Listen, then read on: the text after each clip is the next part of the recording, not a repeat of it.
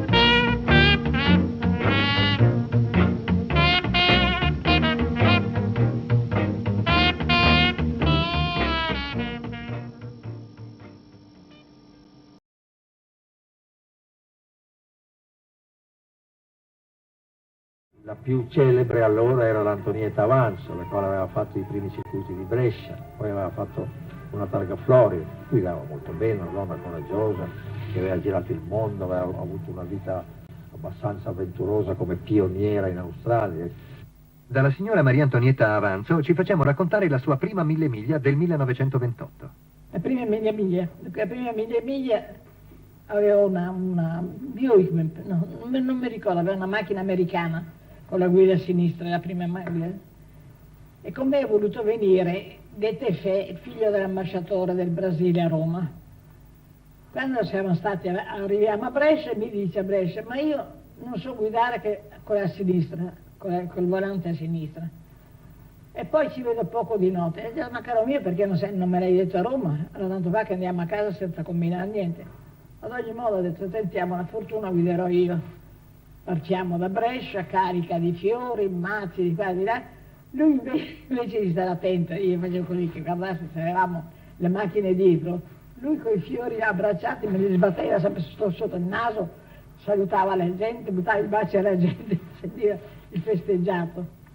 E allora insomma quando è stato sul monte, aspetti un momento, quel momento la Radicosa, scoppia una gomma, va per distaccare la gomma, siccome era le ruote con i raggi, la ruota resta incastrata, ci abbiamo messo 45 minuti.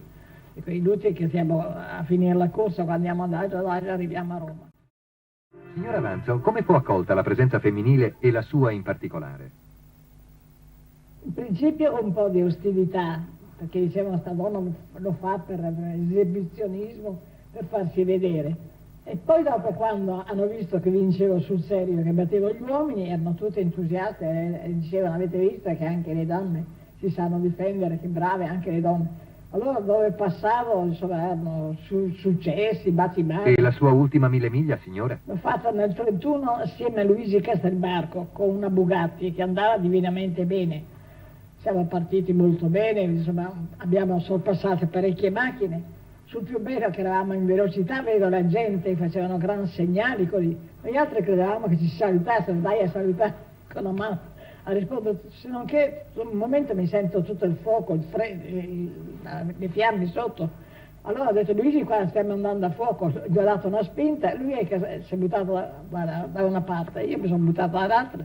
Dopo un momento sta macchina non è scoppiata, ma è andata tutto un incendio, non c'era niente da fare. Poneva particolare attenzione nella scelta dell'abbigliamento.